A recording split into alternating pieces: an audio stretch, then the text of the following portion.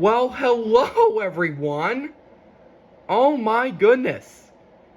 It has begun once again, the New Year's Eve period, as today is November 1st, which means one thing. We're in the last 2 months of 2022. I am so excited right now, I can't believe it's here! Anyways, it is time once again for the Marbles and I to tell you our little calendar of events of what's happening during the last 2 months of the year. We like to call these our New Year's Eve procedures. I don't know why, but that's the name we came up with. Alright, let's get started. So, I'm sure you remember this past September. We decided to begin the countdown early at 100 days. I'm sure it caught many by surprise. It definitely did for me. But here we are now in November. We're down to 61 days. The time flies very quickly. Please enjoy the rest of this year while you can, because before you know it, it'll be December 31st. Now, throughout November, you are going to see the New Year's Eve Bash promo. I don't know when I'm going to release it, but I think I might release it 50 days before New Year's Eve. I'm currently working on the promo, by the way. So, yeah. Also throughout November, you're going to see the 2023 New Year's Rockin' Eve logo. As soon as I see it, I'll post it so you guys can see it too. Also, maybe in mid-November, because that's when I saw the 2019 New Year's Eve hat at my local Planet Fitness, maybe if Planet Fitness sponsors this year, we'll see the 2023 hat then. The latest we could see it is early December.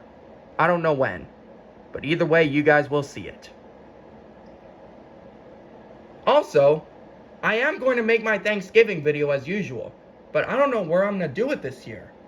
I mean, there are so many places to choose. Alright, now moving on to December. This is when it really starts to get serious. On December 1st, it's going to mark 8 years since I got my first 6 marbles. I can't believe it's been 8 years. It feels like yesterday. Also in December, preparations for Times Square New Year's Eve begin.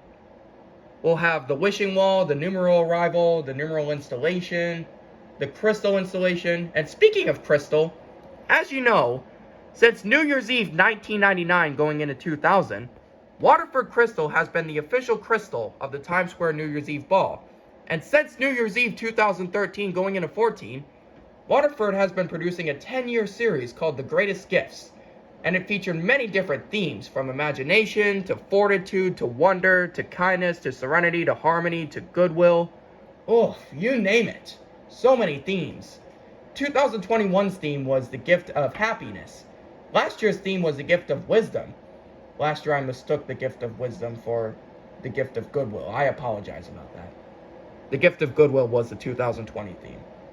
And this year is the last one of the Greatest Gift series, and I think this one is a really neat theme, the gift of love, which features hearts, just like Let There Be Love for 2011.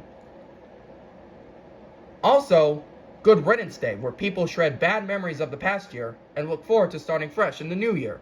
And then on December 29th is the confetti test, one of my favorites, because we see confetti. Even though it's not 3,000 pounds, it'll do. And then December 30th is the ball test and the balloon inflation. Oh, before I forget, yes, we are going to Fort Myers to celebrate the new year. But here's the catch. Because we can't check into Florida House 2.0 on December 26th this year, we are adjusting. The trip this year will be December 27th to January 3rd. Don't worry, it's not the end of the world, it's still a week long as usual. But you know what's great? We get an extra day this year. That's right, the New Year's Eve period has one extra day, November 1st to January 3rd, so we get an extra day of fun.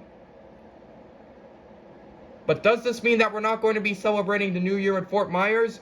Impossible, unthinkable. We don't want to miss this for the world.